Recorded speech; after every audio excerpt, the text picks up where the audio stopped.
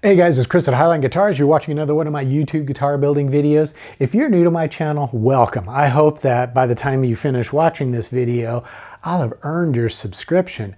And of course, to everyone who's watching, whether you subscribe or not, if you enjoy the video or get something out of it, I would really appreciate it if you would click that thumbs up button. When you do that, it tells YouTube to promote this video to other folks who have similar interests to your own. Plus, it also tells YouTube what kind of videos you like to watch. And as a result, YouTube is going to be more inclined to serve up videos to you that you may not know have even existed. And you may discover some new channels and all sorts of new opportunities to expand your knowledge in the world of building guitars.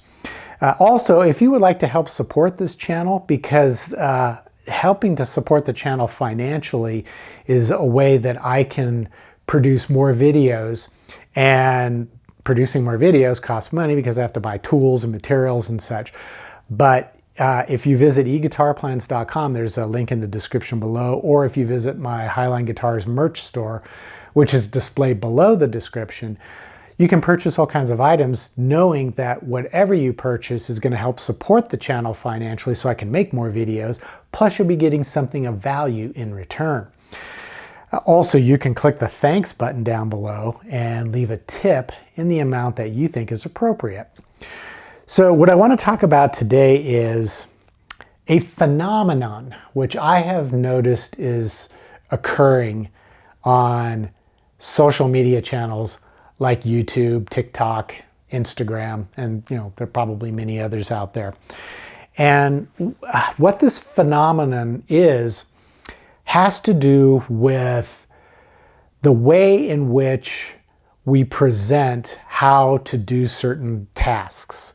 Let's face it, there are so many different hobbies and interests out there that people can pursue. And for every single hobby and interest out there, there is going to be a plethora of YouTube channels and a multitude of YouTube videos on how to do those hobbies. And with respect to building guitars, there are a whole bunch of different YouTube channels and videos out there that explain all the different steps and techniques and the tools and everything that you need to make a guitar.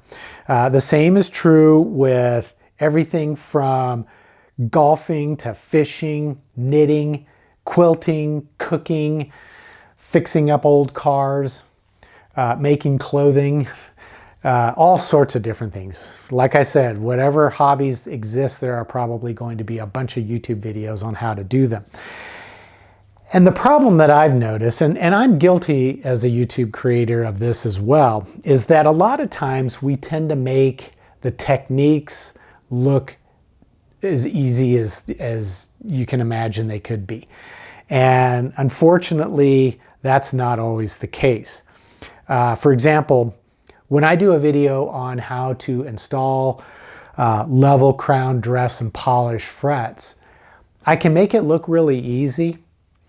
And a lot of folks will watch those videos and they'll come away with them thinking, well, as long as I get the right tools and follow the video, I should be able to do this work myself.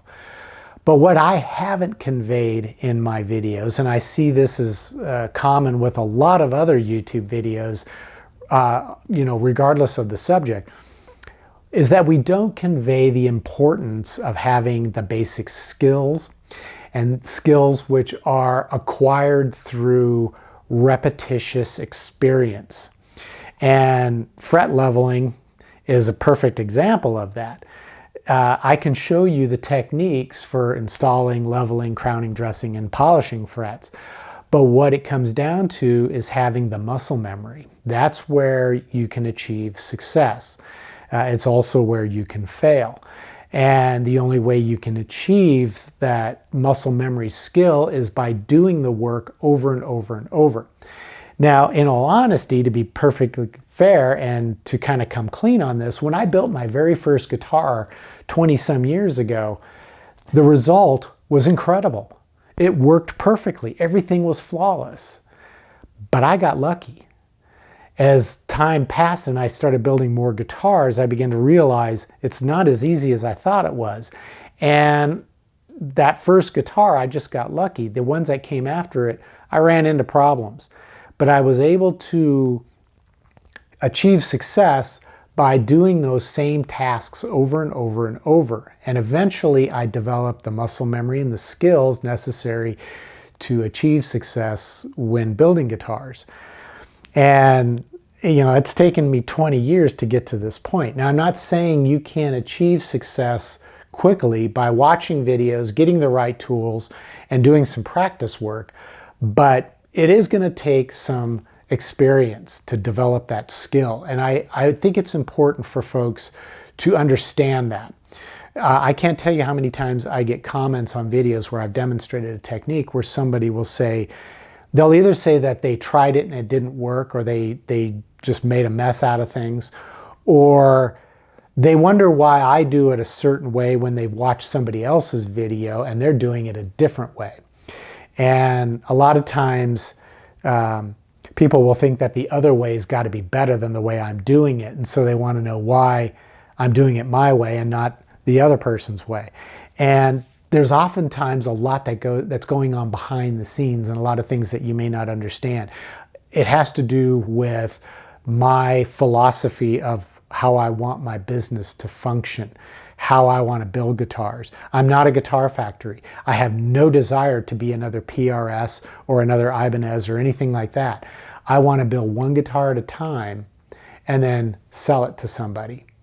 And I kind of look at it as sort of the way Van Gogh would paint a picture or Picasso would paint a picture. They weren't factories reproducing a lot of the work that they did. Now, granted, they did do prints and things like that, but they also created one-off original pieces of artwork that they would sell to people. And that's kind of what I'm doing with guitars.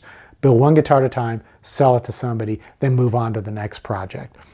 Now, another phenomenon that I have seen is this idea, well, it's actually, there are videos out there, and you've probably seen some of these videos, where somebody will demonstrate some techniques. And oftentimes these videos are filmed without narration. They're often presented in fast motion, maybe with some music in the background.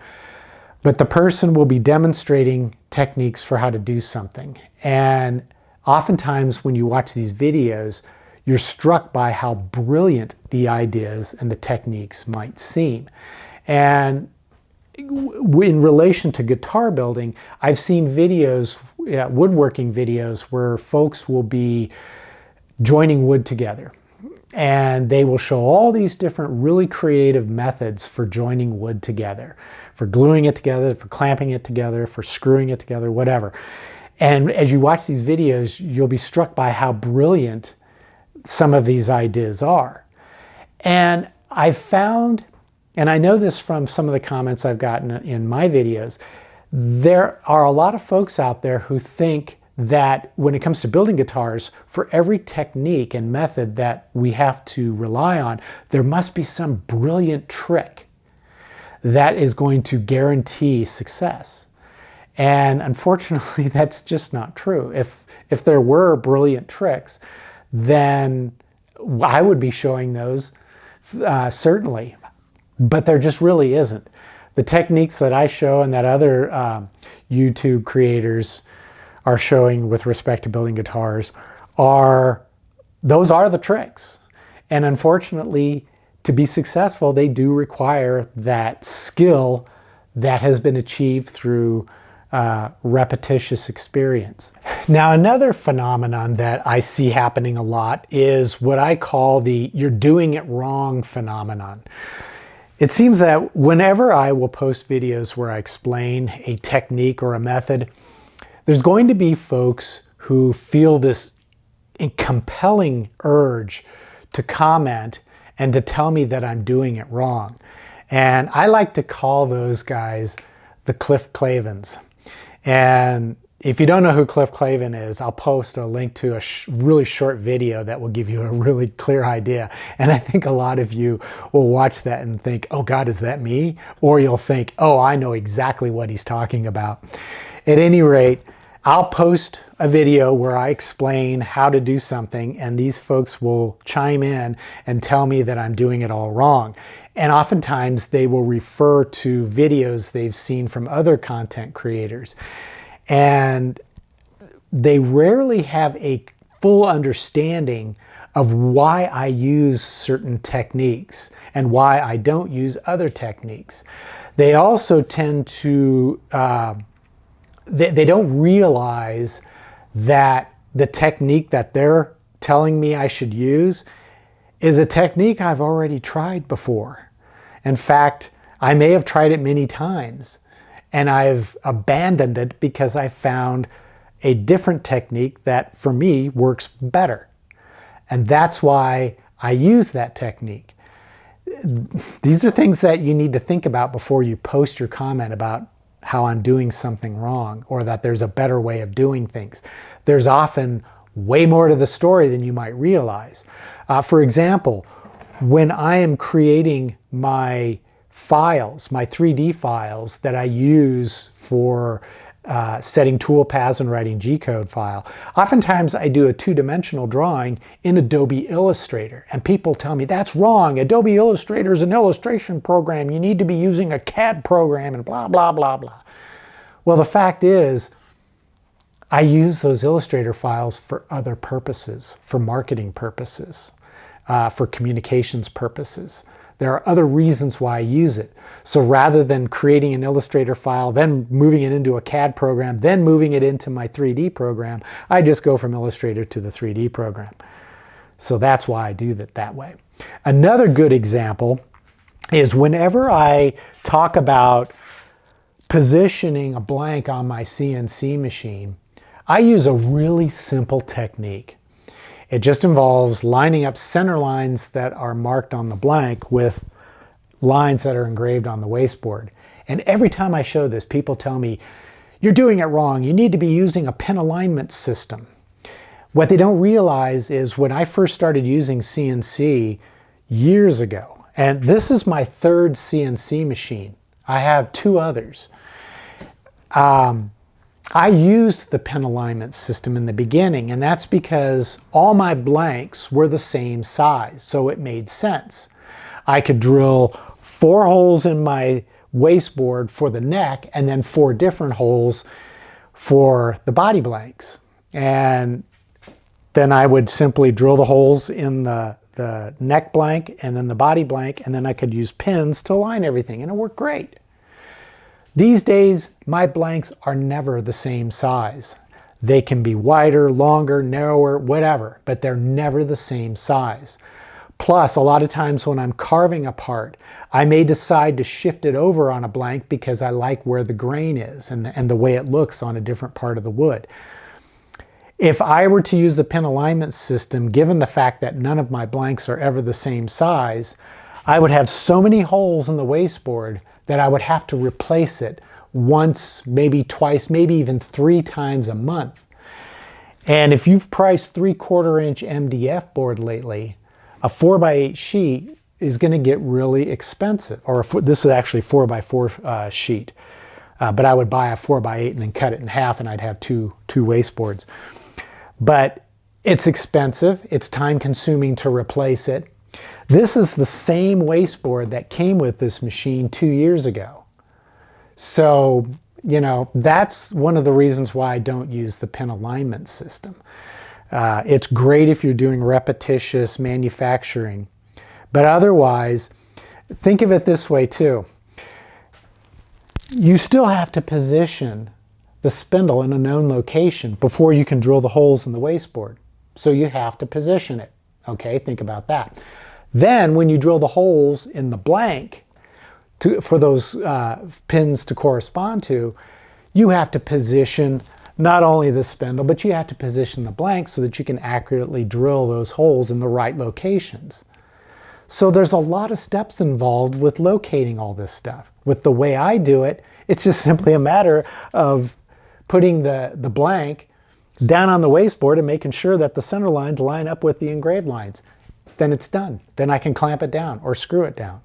So that's the reason why I use that system. So when you see me using different techniques and methods, by all means, you can go ahead and comment with what you think is a better way to do it. But before you do, ask yourself, is there more to the story than I'm aware of? And just keep that in mind before you make the comment.